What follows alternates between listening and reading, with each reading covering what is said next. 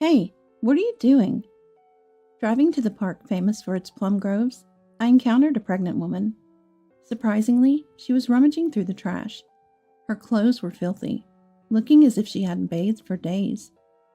Yet, unmistakably, she appeared to be my son's wife. Isabella, what's happened to you?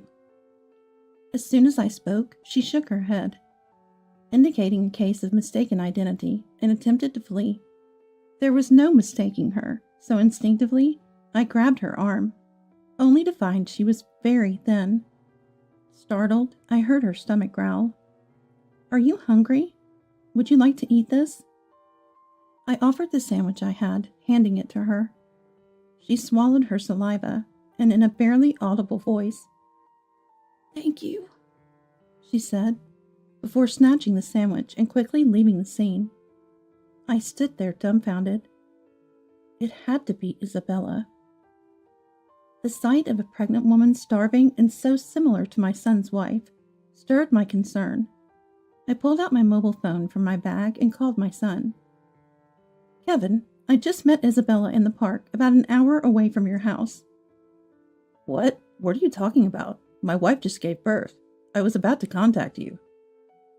My son joyfully shared that a boy, resembling him, was born just a short while ago, firmly denying the woman could be his wife. But wasn't the due date still a month away? Early births happen all the time. Even for a first pregnancy? Feeling unconvinced, I pressed on. "Hey, cut it out. Aren't you happy a grandson has been born?" "Of course I am. Sorry." "Stop talking nonsense. There are plenty of people who look alike." Though delighted about my grandson's birth, the earlier incident lingered in my mind, prompting me to share about giving away the sandwich. "What are you doing?" "Grandma got scammed by a sandwich thief. Don't go to that park again. Next time, you might get stripped of everything." How rude. What a thing to say. Even as I retorted, Kevin maintained a cheerful tone throughout our conversation. So was the birth of his wife true? And my believing the pregnant woman in the park was merely a mistake on my part? Feeling deceived, I fell silent. Maybe Dad's retirement, and you turning 63 means you're starting to lose it. That's ridiculous. All right, I'm going to see Isabella's child. Frustrated by his words, I ended the call and drove about an hour to the hospital, knowing the location thanks to my son. Arriving there, I found my son looking around at the hospital entrance. "Did you wait for me on purpose?" "Yeah, actually, the birth took a long time, and my wife's condition worsened." Thus, visiting was not possible at the moment. However, having come all this way, I couldn't leave without seeing my grandson. My son took me to the nursery, where I saw the baby through the glass. He's adorable. Well, he's my son after all. And how is Isabella doing? I guess she's all right. Though I didn't insist on meeting Isabella immediately postpartum, something about my son's response nagged at me. Back home, while preparing dinner, I couldn't help but dwell on the park encounter. Who did I meet after all? Since Isabella's only family is Dad, and she never mentioned having sisters, and having met my son and his wife numerous times over their 3-year marriage, mistaking Isabella was unlikely. They say everyone has 3 lookalikes in the world. It must have been someone else. Despite reassuring myself, another question emerged. Why would a pregnant woman be scavenging through the trash in the park? Disturbed, I woke up early the next morning, eager to meet the woman resembling Isabella again, and visited the park. However, I didn't encounter the pregnant woman again, despite several attempts. Over 10 days passed, and just as I was about to give up, thinking she might no longer be there, I stopped by a grocery store on my way home. There she was! The woman who bore a striking resemblance to Isabella was there. Just then, she was caught shoplifting a sandwich due to hunger, with the store clerk gripping her arm to prevent her escape. The clerk's voice was filled with anger, threatening to call the police as she stood there frightened and tearful. Seeing this, I stepped in front of her immediately. "Oh dear, were you mistaken for a shoplifter?" "Huh? I'm sorry, clerk." My wife forgot her wallet, so I came to pay. How much do we owe? As I took out my wallet at the register, the clerk scratching his head in embarrassment. Behave in a way that doesn't raise suspicion, he scolded sternly. On behalf of the woman, who could only apologize while crying, I kept apologizing until the clerk finally accepted it. Let's go. As we left the grocery store, she followed me obediently. Thank you. She thanked me in a voice so low I could barely hear it, yet her stomach grumbled again, perhaps still hungry. Don't cry anymore. Take this. In return, let's have a little chat. The woman hesitated for a moment, but nodded, seemingly unable to resist her hunger.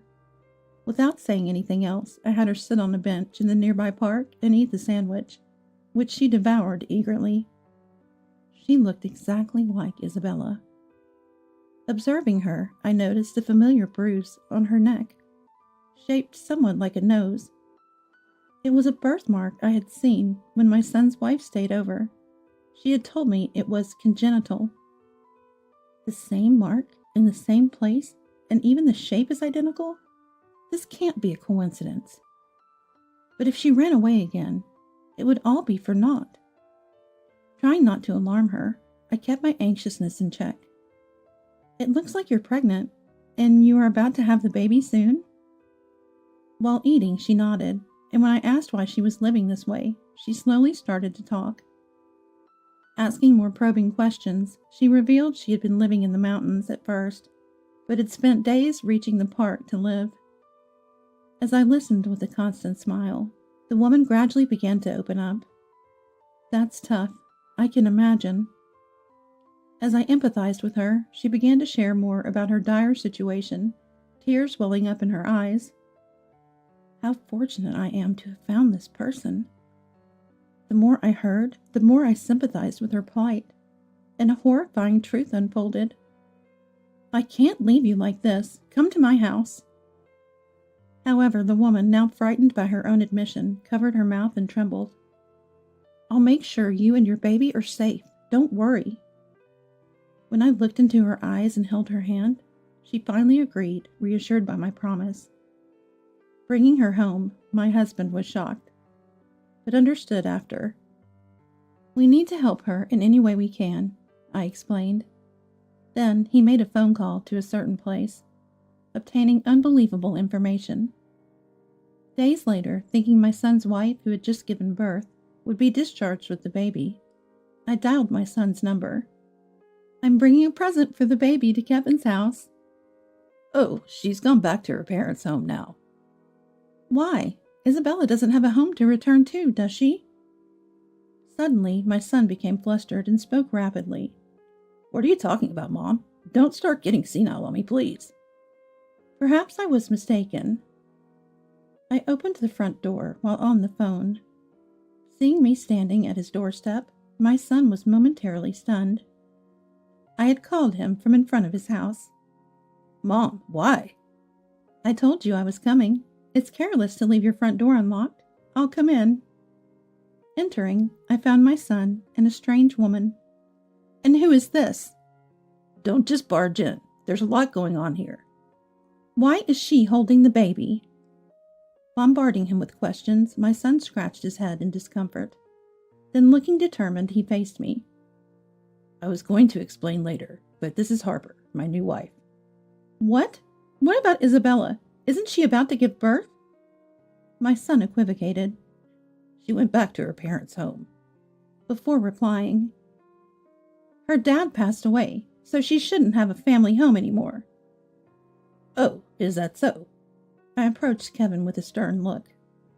To think you'd kicked out your pregnant wife right after her dad died. I'm ashamed to call you my son. Mom, are you dreaming or something? Stop beating around the bush. I know you left Isabella in the mountains. In fact, the pregnant woman at the park was indeed my son's wife, Isabella. She had confided everything about her situation after we left the grocery store that day.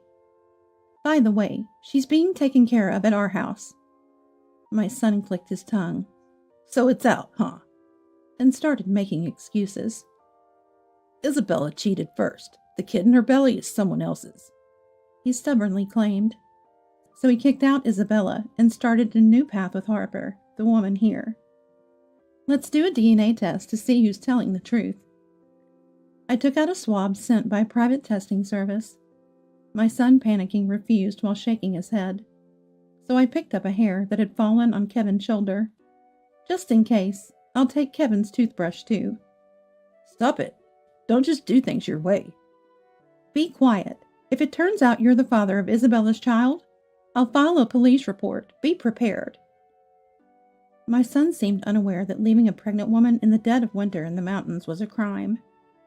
Despite committing such a terrible act, Kevin pleaded for a lenient resolution. What to do with you is something the person herself should decide. I went to the door, opened it, and invited Isabella and my husband, who were waiting in the car, into the house. The heavy footsteps of my husband and the anxious face of Isabella entered.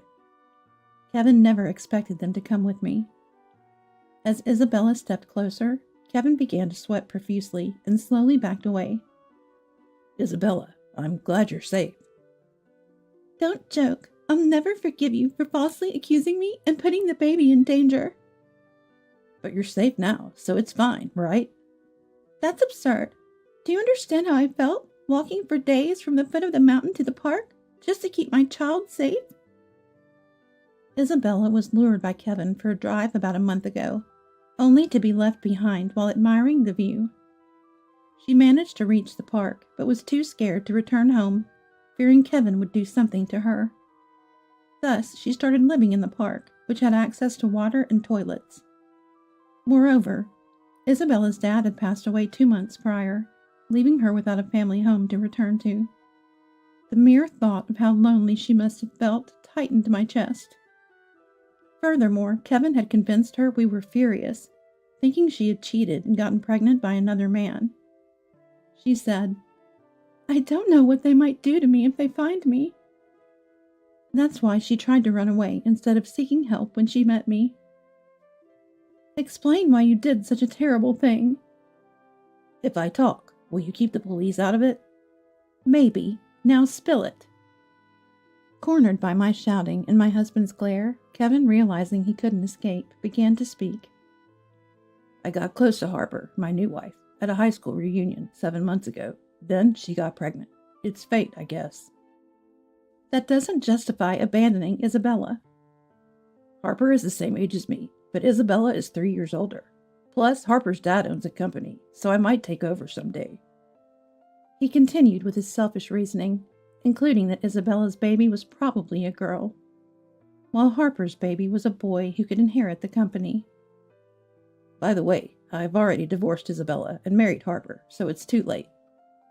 I don't remember signing any divorce papers. I forged your signature, my son boldly admitted. That's forgery of official documents, you know. Really? Despite being my own child, I couldn't just let a fool go unchecked. You've just piled one sin on top of another. You're truly the lowest. I told you everything, so don't make it a police matter. I'm cutting ties with a good-for-nothing like you. Don't ever contact us again. Even as I said this, my son, unfazed and with a calm demeanor, "Suit yourself," replied. He seemed completely oblivious to his own father glaring at him, ominously from behind Isabella. To Kevin, money and status must be everything now. We were utterly disgusted by Kevin's lack of remorse, but I decided to share some crucial information with him anyway. Did you know Harper's dad's company is about to go under? It was a client of the company your dad worked for before he retired. I got the information from an old colleague. No, wait a minute. Good luck turning around a company that's drowning in debt. As my son denied the possibility. I heard it from a reliable source. There's no mistake, my husband replied. Kevin then repeatedly asked Harper. That's not true, right? It can't be, right? However, she kept her head down and didn't respond, her silence speaking volumes. At least give me back the savings you accused me of stealing and the life insurance policy for Dad. The savings were joint property, right?